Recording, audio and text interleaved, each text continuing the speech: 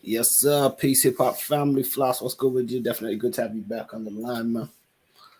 Oh man, I'm maxing and chilling, man. You know what I mean? Via satellite, broadcasting from Vegas. You feel me? At the Flamingo, gangster shit. Yeah, they're You feel looking me? nice and clean out there, man. I feel like I'm in prison in comparison. Yeah. Nah, man, you in the spot that I want to be at. You there where I want to be at out there in Europe. But right now I'm out here in Vegas, man. I've been posted in a minute, you know what I mean, and been doing some interviews. I've been running around and shit. But we talk about more than just all the drama that's going on, man. We unveil, you understand? We unveil the newest Nikes and everything. You feel me? These are the new joints. You know what I mean? They iller than most from coast to coast. You feel me? Just got these. This is the top of the market right now. We talk about the finest marijuana. We talk about all the trending topics and all of that. Hope everybody is well out there in London and the UK and all of that. I'll be out there pretty soon. You feel me? What's Man. good with you, Fonz? Well, What's you know good how with much you? here, man. I mean, I just come back from setting up some little radio detail today. But speaking of trending topics, I don't know if you got a chance to see some of the fallout and conversation with brother Ben X from the Nation of Islam. He had a bit of a conversation with Wack 100, and he shared it to his Instagram. I don't know if it was on Clubhouse or something. Let's see if we can I put it mean, up. I don't know. You All right. know, And you know he what you're speak doing, my Wack brother. Wack kind of asking you questions about the Oh Million Man March. So let's kind of see if we can get to man, I didn't personally. Maybe I wasn't looking hard enough. I thought I was gonna see some schools. it. Okay, so here we go. This is a little bit of the clip. You can check it out, Oh, brother you Ben dealing with X's outside IG. people as well. Okay. All right. Well, shit, that's promising. Cause I've always scratched my head about that Million Man March. I never seen nothing come up, so I'd be like, when it comes to that, I question that. You know me, I'm gonna call a spade a spade. Where that money went, bro. So I ain't. Yeah, in 1995, I looked at the public Washington Yeah. audit report, and the audit report actually says that there wasn't even a profit made. It was actually in debt due to how much the expenses was and based on what was raised. I also question the progress because many people bring up the progress. Of course, I was only 1 year old at that time, but a million men raised their hand and said that they were going to pledge to go back and do things, not a million FOI, not a million MGT, but a million Nah, men. bro, One y'all, of those yeah, things were but y'all, the businesses and all money that. was the hold on, don't do that. That was orchestrated by the Nation of Islam. The money was administered by the Nation of Islam. Don't do that, bro, because to date, don't nobody say nothing, but I ain't no damn fool. You know what I mean? It was supposed to be this, and that. I didn't personally. Maybe I wasn't looking hard enough. I thought I was gonna see some schools or maybe some type of funding, for some child resources, just anything. Yeah, so then we have some of the conversation there. Now, I don't personally feel that he goes like too hard or super hard or anything like that. But He doesn't. He doesn't. and I mean, He when you doesn't. listen to the rest of it, they stay on the same sort of tone. It ain't like Wack when you usually hear Wack sometimes, wilding or anything like that. But when we look in the comments of it on the Instagram, let me see if I get these Instagram comments up.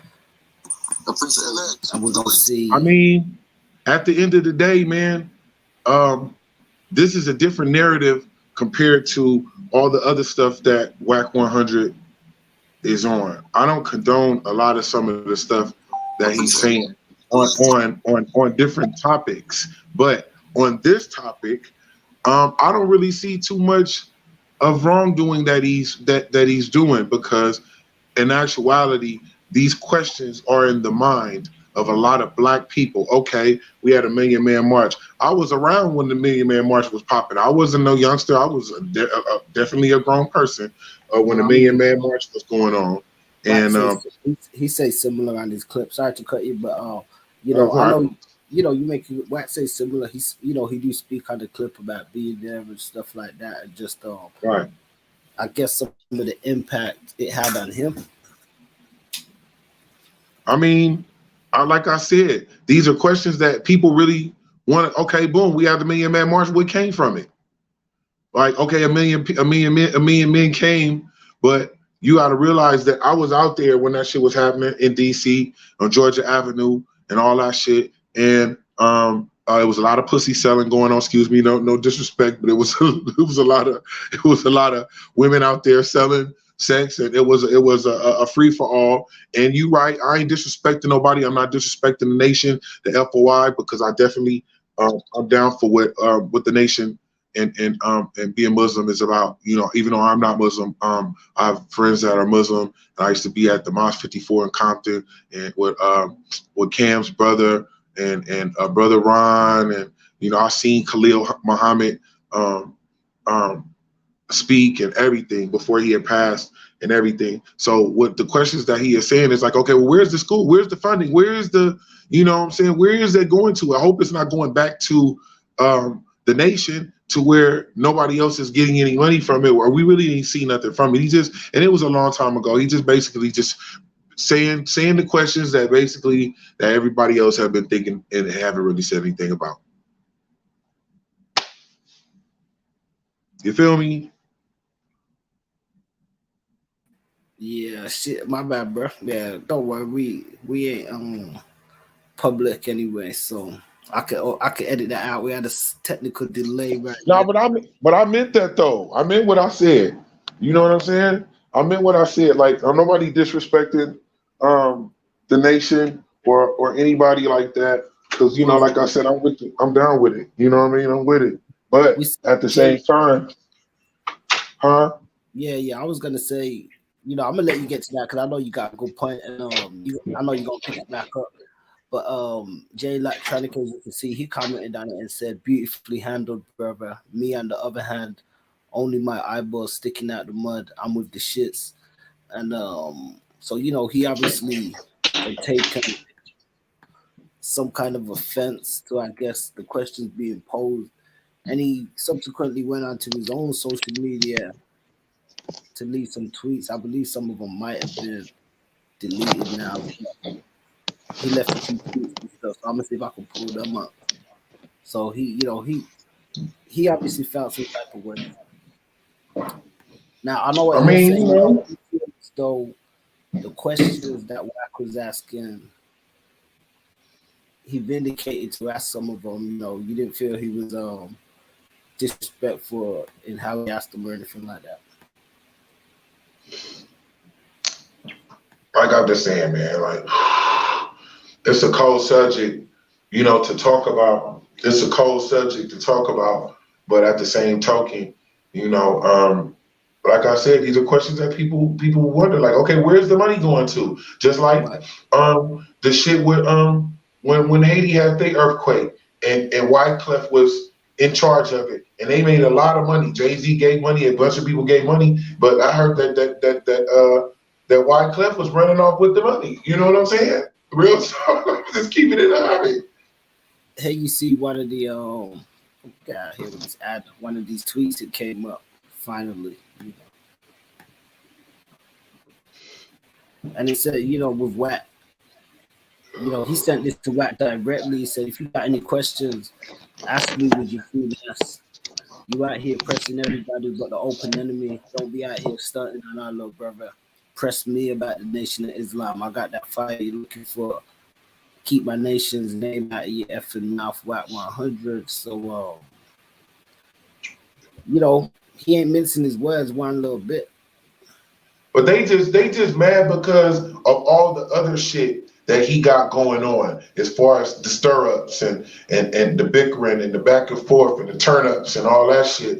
But if you keep it all the way 100, you know, these are questions that have been in the back of real people's minds. Like, okay, we got together 1 million people. You know, everybody knows that black dollars are very important. Now, white people try to act like, not disrespecting any white people, not all white people, but the white people that are in fashion and you know, the Donna Karens, the Gucci's, the Louis Vuittons, all of these people, these high name brand of clothes, they automatically know that black people are the main consumers when it comes to clothes and spending money, because we like to look good, you know, and they know this. And sometimes we look better in their clothes than them in their clothes. It's the fact of, okay, boom, we did have something where we got 1 million people together and 1 million men, and it was a gracious thing. I'm not taking away from that, but where did the money go to? Where did the money go to? I didn't really see no schools. I didn't see like them announce like, okay, it was just everybody came together and that was it. Yeah, I mean, Brother Ben Next, he said there was a lot of expenses, and in actuality, they lost money. I'm sure it was a lot of expenses. And then with their hands out, you know, at the same time, shit ain't cheap to get people there, travel expenses and all that kind of stuff. I just feel like they wouldn't fall into scrutiny when it comes to all of these type of questions and all that type of thing, because they were announcing where the money went to. Like they were announcing everybody to come together for the Million Man March. All I'm saying. You said you was there. I mean, Yeah. what was your experience like? I mean, the experience was cool. Like, you know, at the end of the day, to see, you know, people that look like you there, you know, that shit was bomb to see it. But it seemed like, I'm just keeping it 100. It just seemed like a sell free for all. Everybody was selling something. Final call, brother. Find this, that, this, that. So that's what aroused the questions of, well, where is the money going to? You know, like I said, I'm not taking nothing away from black men getting together, because we need more of that. We need a bunch of that. Matter of fact, we need a bunch of that. But we need that shit organized to where people is where the money is being accounted for and where the dollar's going to. You know what I'm saying? Word up. Yeah. No, I'm with you. Like Wack 100 said, I ain't no fool. Like, you know what I'm saying? Like, I feel him on that. Now, that don't mean I'm riding with him on a lot of the other shit that he got going on, but that's none of my concern, and I'm not in that. But I feel like on this topic right here, he's 100% right. Yeah. I mean, speaking of, you know, topics of money and that, and even just the industry, I want to share a clip that was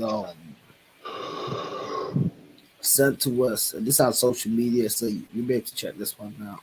And this is, you know, this guy speaking his mind on the music business. Let's check this out. Sacrifice, kill family members and shit like that. Do all this shit is against Hold on, let this read longer. I know what come with that industry, nigga. My heart got broken trying to rap, nigga. You hear me? I put years into that shit, fam. I ain't trying to be no motherfucking rapper, nigga. None of that shit, because that shit ain't real. It ain't based on no motherfucking talent. It's based on how much dick you gonna suck. Who the fuck gonna sell out the most? Who the fuck gonna sacrifice, kill family members and shit like that? Do all this shit is against the real righteousness. Come on, man. It's a satanic ass industry. Motherfuckers, if motherfuckers knew to have, you wouldn't even listen to niggas. You wouldn't even listen to niggas. Or Lord, I'm talking about any genre, pop, entertainment. You wouldn't watch movies. You wouldn't watch these niggas shoot a jump shot in the NBA, nigga, if you knew the half, nigga. Fuck out of here, nigga. These the same motherfuckers drinking blood. These the motherfuckers kidnapping y'all kids. The same niggas albums y'all buying to do a show for. Do you think I'm trying to be a rapper, nigga? I know what come with that industry, nigga. My heart got broken trying to rap, nigga. So there we see, you know, clip. You know, this was shared to us on the back of an interview that we did with Freddie P, formerly of the band of Bad Boy Records. And, you know, he recently spoke about some of his experiences within the music business and industry. Now, we feel this is a bit of a topical conversation, but every so often it comes up where people talk about, you know, the hidden things that happen in the music business. There was just a Keefe D interview I was watching the other day where he was talking about, I think, a Puffy party that he alleged that he was at, and but he says, you know, it was quite obscure, you know, and but he said it was one Tupac was at as well, where they've got that picture with Tupac and Puffy together, one of those rare pictures and stuff. So, you know, but a lot of people have got these stories and takes on the industry and stuff. From what you just heard that brother say just there, I mean, you're a rapper that's been in the game for years, well established, worked with a lot of hip hop legends and stuff. I mean, do you feel there's any validity to these statements? Man, first of all, off the top, I want to give a shout out to that brother. I want to give a shout out to that dude because I remember that. I remember that stage. I remember that slap in the face, that wake up call when you thought that the music game was about this, and you find out that it's about that. And it's like you start thinking about, you know, this to the real artists out there, the real ones, like the ones that not really taking this shit as a fad, that really took this shit to heart, that really fuck with this music, sleeping on the floor at the studio, eating top ramen noodles, coming from that to tour, to all that type of shit. This goes out to y'all, and this goes out to dude who I was just looking at on that video with the plaits and shit. I remember being young and encountering just what he was saying. It wasn't about, when I finally figured out that this shit wasn't about talent, that it was about what you could do and how bad that you wanted it, and what was you willing to do for the price of success and fame. I talk about this shit all the time. It's depressing because you can't get these years back. You can't. I started this shit when I was 15 years old. I started calling myself Floss Mode when I was 15. You feel me? Not knowing that the word floss was gonna come out and all this shit. From sleeping on the floors to being in Luther Vandross sessions with Kipper Jones and different people, like real big wig motherfuckers that write the shit, and sleeping on the floor, eating top ramen noodles, all this type of shit, and you finally, I got my deals. I finally got my deals, and I can look in the mirror and I can say to myself that I didn't do none of that funny bunny shit that they try to make you do for the price of success and fame. It's depressing at the end because you can't get these years back, and you be like, wow, I wasted a lot. You can't really look at it as you wasted years because you love the music. So that's what you was chasing. The biggest drug, the biggest addiction in the world to a person that's infatuated with music is music. Like, that's what the addiction, that should have people leave their city and state where they have to go travel somewhere else because they know that's where all that shit is going on at. So it's like a drug. And so by the time you get to, because you're going to be dope. If you really love this shit, you're going to make sure you're on top of your craft. And then you get to the record company. You finally get to where they are paying attention to you and they sign you. And the first thing they do is when they sign you, they ask you, well, can you sound like this? Can you sound like that? Can you be them? Can you do a song like this? It makes you feel real small. But at the same time, when you meet a person like a Harvey Weinstein, when you meet a person like him that dangles, he has everything. All he has to do is make a phone call, an eye wink, and all of a sudden your life will change. And you doing all the things that you dreamed of. That they don't realize this. That you sit up at night and before you go to sleep, you dreaming of this shit. I remember Ice-T had told me one time, it's the truest shit I ever heard in the fucking rap game. He was like, Floss, if you can imagine yourself, if you can see it and imagine you doing it and you conquering it and being in your life, it can happen. That's why you got to strive for your dreams. That's why you got to push forward. That's why you got to, when the naysayers and the non-believers. Now, if you're not popping and you're not dope, don't quit your day job. But if you know you got it and more people have told you that you got it, then you have it. And you're supposed to strive to it. You're going to go through some shit. But at the same token, to bend over, to do something that you normally wouldn't do for the price of fame and success, that's what's called by selling your soul. Yeah. I mean, do you think it's like safer to say that back in the days, I guess artists were more, even though you know a lot of artists didn't get a fair shake when it comes to their deals, but that's a whole different story. But do you think those days the artist was more able to probably get established or bought on or put on the game based on their talent? You know, because it was sort of newer and labels and the people were looking for like fresh talent and people that was really doing something new and different.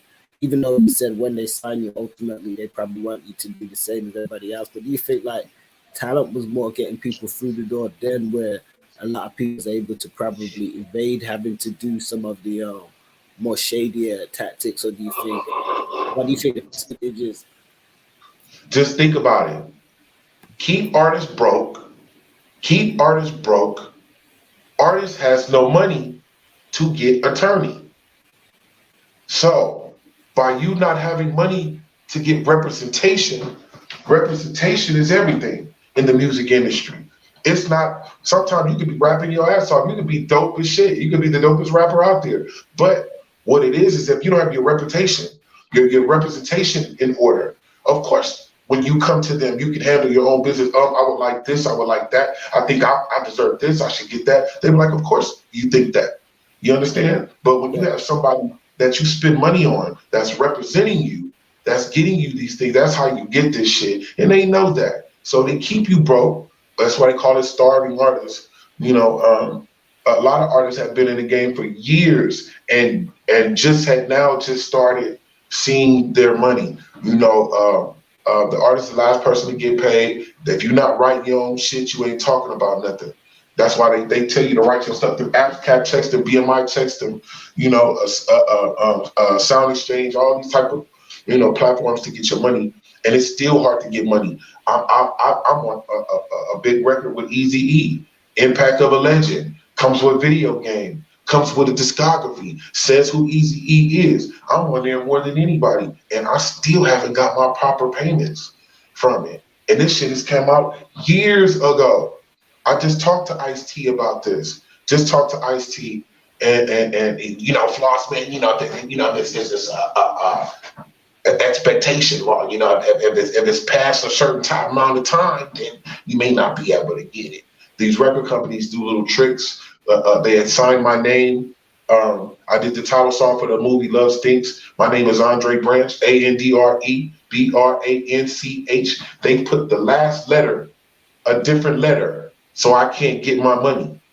Randy Phillips and them from AEG, AEG Live, all that. Yes, I'm putting the shit out there because I'm tired of shit being in the dark and in the winds and in the shadows and all of that. So how you get your money is by putting it out there. And that's what it is. Yes, Randy Phillips of AEG, AEG Live, they owe me money because they were Red Ant Entertainment. And the guy had already told me that's what they did. They put my last name, they put the last letter of my name, they put the last wrong letter. So that's why I'm just like, you know, in this business, it's 90% business, 10% show. Handle your business first and then focus on your talent.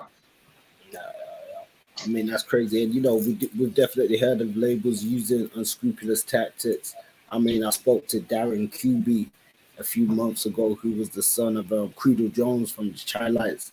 And he was speaking about just some of the horrific experiences him and his family have had dealing with labels trying to get money that was old and stuff like that. And you'd think it's like mafia tactics in some cases or instances. The love to not to pay. What people don't realize is that these record companies to get your ass rubbed off too. These record companies to get your ass rubbed off. They know killers. They got paper. You think you rich? They the ones who pay you. And if you say you rich, so imagine how much money they got. This record company's got millions and millions and millions and millions upon dollars.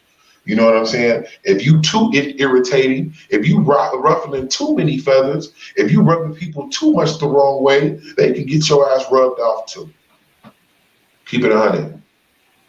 Yeah, no, definitely, and we've definitely heard about many cases like that, and can't say we've seen any directly. There's been speculation on many of his stuff as well. There's been movies that even show the same sort of narrative, so we know it's not something that is just folklore. It's something that, as you said, can happen, does happen, and has happened over time.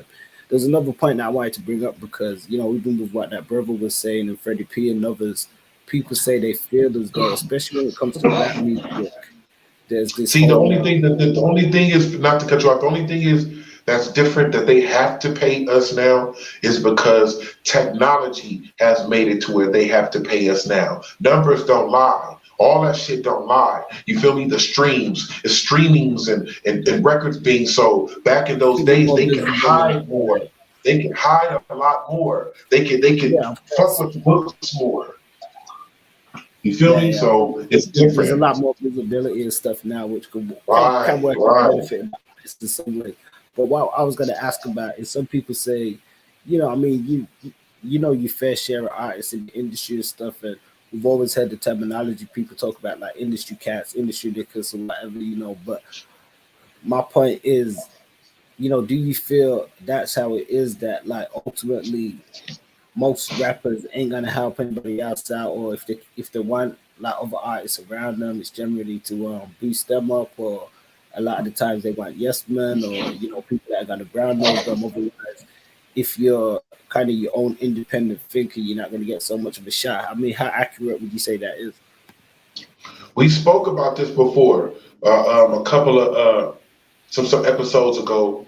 Um, that's why it's too many millions being transpired. It's too many millions that's being made, and there's no union being played. You understand? That the union needs to be in motion, in effect. So people like myself and people who didn't put the work in, they didn't put the work in, but you don't see them on TV every second. You don't hear their songs, but they didn't put plenty music out. You understand? That accounts for something. So that means that there should be some type of union, like in NBA or basketball or the football, NFL or any of that. Their older players are still getting paid because they didn't put the fucking work in.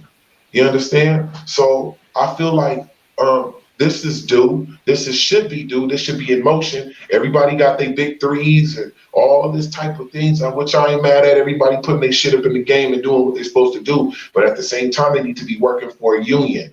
You know what I'm saying? To where, when this shit gets old, but your stuff is still being played, you still getting paid.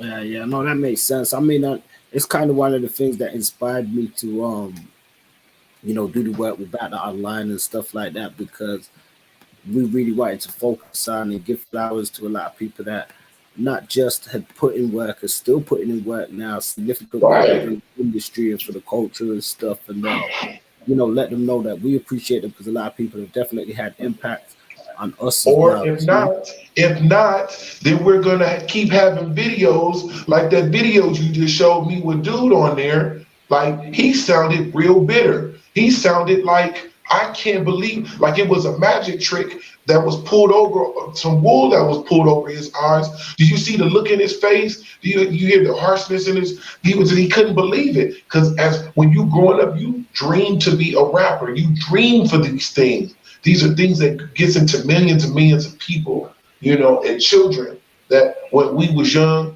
and all that, LL Cool J was the person I was looking up to. That nigga was 18 years old. I'm only 18, making more than your pops. And you know what I'm saying? The Kango, the troop suits, and you know what I mean? Like these people are like superheroes, like no different from the Marvel comics, from the Rock, the Rock Man, and the dude with the ray eyes, and these are people no different than Coogee Raps and KRS Ones and all these type of people, So we look up to them like that, and so when you follow the footsteps and you do everything that you're supposed to do in this game and get lyrically fit and get on top of your pen to where you're being noticed, and you get all the way up to the show. And motherfucker, everybody is turned around, bent over. Everybody bent over.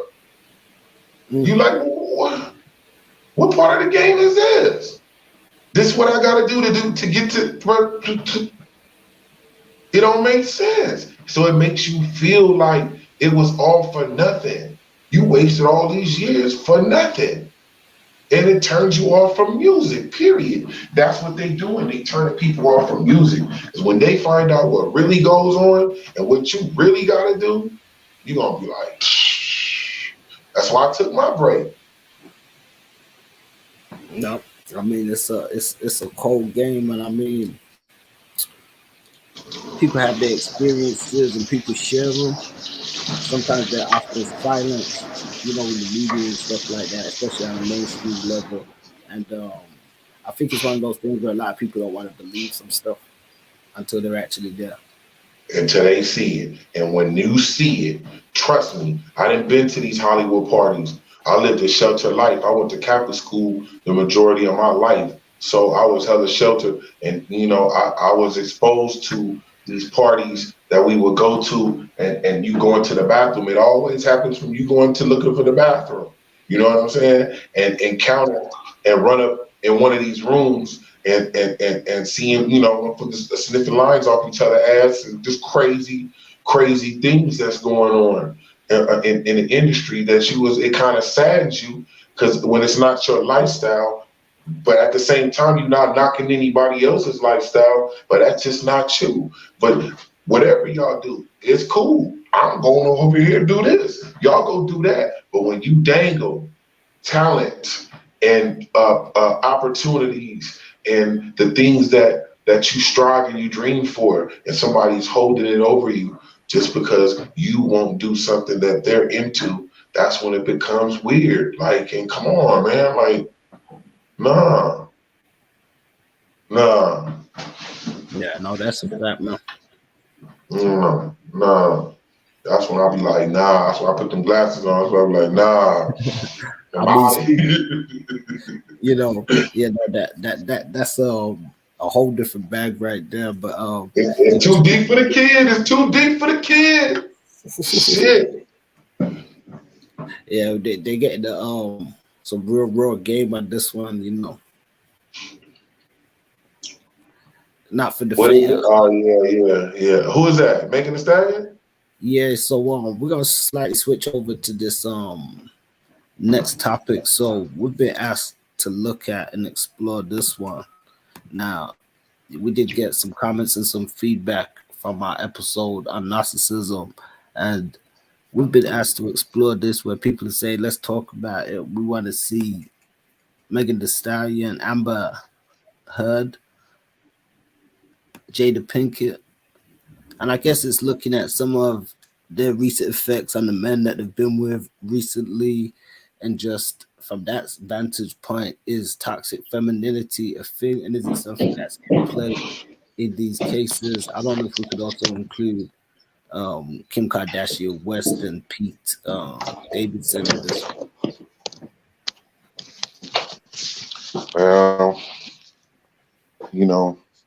we don't also know if all these stories are true, but we do hear the stories more than the average people, because we are celebrities and somewhat celebrities ourselves.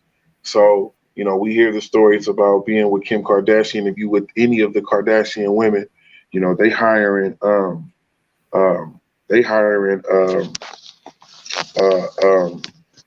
private investigators and all of that type of stuff. They into that. That's what I hear, that they're into that. They're into having their men followed around and all of that type of stuff. That's crazy to me. Well, I know they just won a case against Blac Chyna. I heard that too. But you gotta respect Blac Chyna. Hold on. I mean, I was actually listening to a Reggie Wright interview, and he was getting into you gotta respect Blac Chyna, because she's like, guess what? Rob is a Kardashian too. His sisters would treat him so bad because he was getting fat and all this type of shit. He wasn't doing nothing. You know what I mean? And so she got in where she fit in. You can't be mad at Blac Chyna.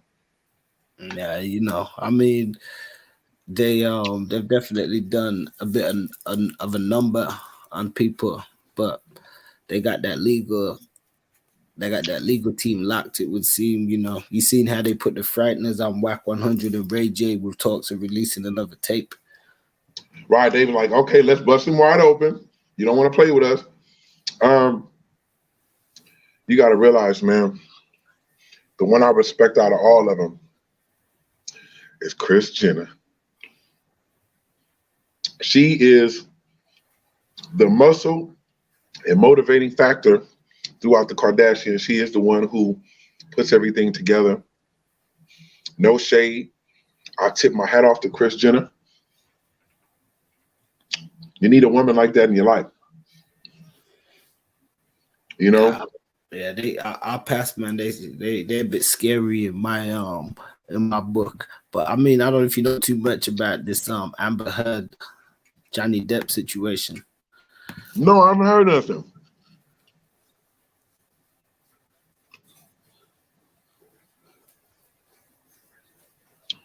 Yeah, the actor Johnny Depp.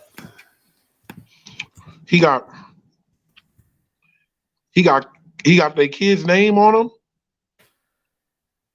Apparently, you talking Pete? Yeah, apparently so. He got a tattoo on his neck with the kid's name too. He got the initials. We don't know if it's a temporary tattoo or if it's permanent, but now he looked foolish doing that. Well, they say Kim, she got some good box. That's what they say. No disrespect. Yeah, Reggie Wright was talking about her first husband and said that I think he had the tape on her too. I mean, this is LA. Tinseltown, LA. It's somebody that got some shit on a lot of people. They ain't busted out yet because it ain't time. So do you think these women are getting a bad rap then?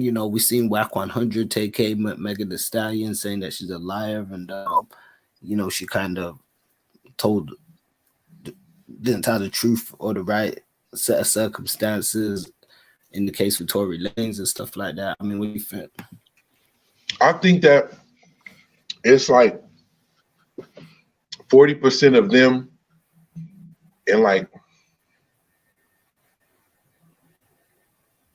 30% of their team and the people. It's unfair to label that they're being, lambasted with as toxic.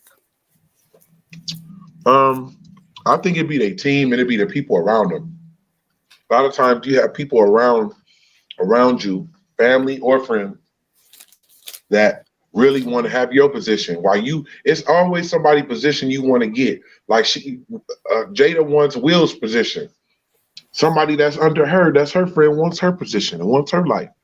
And then somebody that wish they was even close to them is jealous of the person that's close. It's always some shit, So at the end of the day, it'd be bad people in their ear. Half the time, look at a relationship. It'd be two people that's going through something, but they really wouldn't go through nothing really too much if other people wasn't around. Somebody else. You feel me? Like, he treat you like this, she treat you like that. Right. That's what I'm saying. Like, half the time, these two people would be kind of cool, or whatever bicker they got going on, they can settle it themselves and they'll be all right. But you got other people that's making sure, you feel me, for their own reason. So, yeah, I mean, I ain't gonna front. I've had some bros in the past tell me, I've had one bro tell me, I thought you treated me fine until my friends said otherwise. Right. A lot of times people are competing for their friends, or their friend don't like you, so then they make her don't like you. It's just a bunch of yaya. It's a bunch of yaya. It's a bunch of narcissistic people out there. But most of the people that's calling people narcissists, they narcissists. Well, we kind of touched on this last time. We did touch on the Jada Will dynamic, but like I said, there's been more kind of names or circumstances thrown into the bag now. I'm not going to speak too much on the Johnny Depp thing. I don't know too much on that circumstance as such. I know they've been going for a trial. No, you know who? You know what I heard recently? I was like, wow. Was how Judge Joe Brown went hard on Tamala Jones, the black lady that's representing in the office. Called her a bitch and everything. Kamala Harris. Oh, Kamala Harris. Yeah, Tamala Harris, not Tamala Jones. Tamala Harris. I'm sorry. He went on a few times before. He kind of exposed some of her past and stuff, and he went gorilla. I ain't never heard him talk like that. Yeah, he didn't play. But I started hearing him on Quad Man. I was like, this judge. He like, I'm old. He like, I'm old now. You know, they already came for me. I can do what I want, say what I want now. He like, I ain't ready. He like the Tupac of judges. Yeah, shout out to Judge Joe Brown. He like the Tupac of the judges of the judge world. I mean, to be honest, he tell it like it is. He'll be somebody that you'd probably want to get to chime in on a conversation about even this topic and concept of toxic femininity and masculinity. It's okay. He speak about some of those dynamics that he's seen from even a clerical standpoint and from being working with the prison stuff, you know.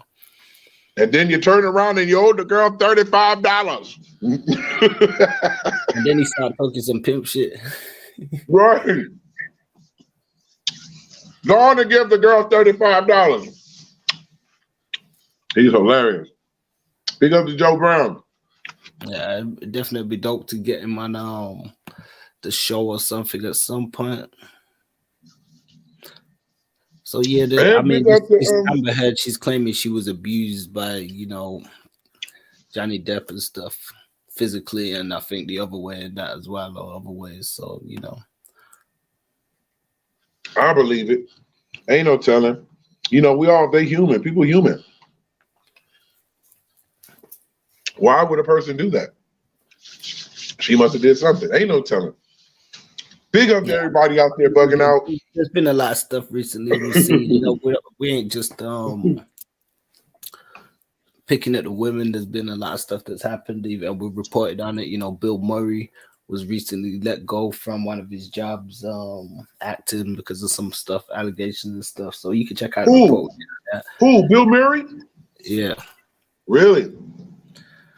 I think Lucy Liu said, and a few others, she was made to feel uncomfortable on set. Not in that demeanor. I think maybe just by jokes or stuff that he may have said. Yeah, he said something way out and didn't appreciate it.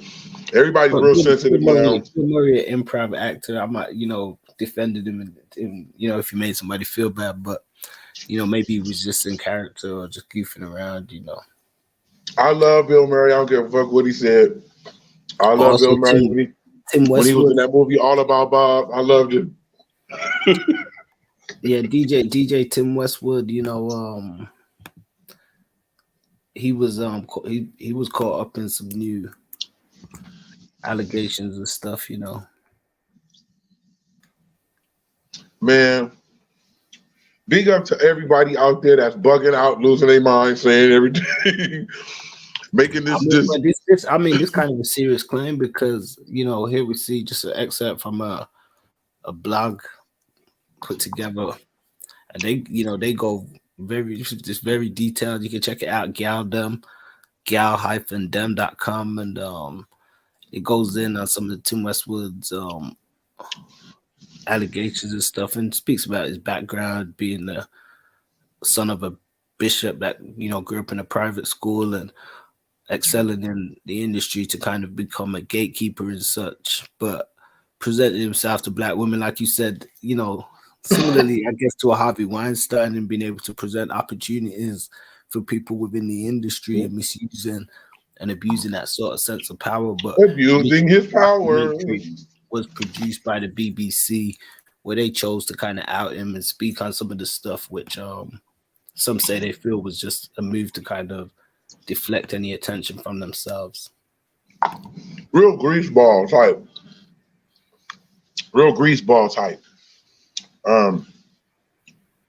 Abusing their power. And that whack shit I was just talking about. Like people really trying and trying their hardest, and you out there got it super made. You're rich. You're not even rich. You're wealthy, and you just out there playing with people's lives. So when somebody jump up and slap the shit out you, you know what I'm saying? Then they're wrong. But those are the people that should be getting slapped at the Oscars. Those type of people. Yeah, speaking of slaps, you know, somebody actually slapped or tried to run upon and slap Dave Chappelle. I heard about that shit this morning. I thought he did. Hey man, what's going on, man? Motherfucker jumped up and they still men. Crazy. I don't Now know. they're gonna have to start having major security.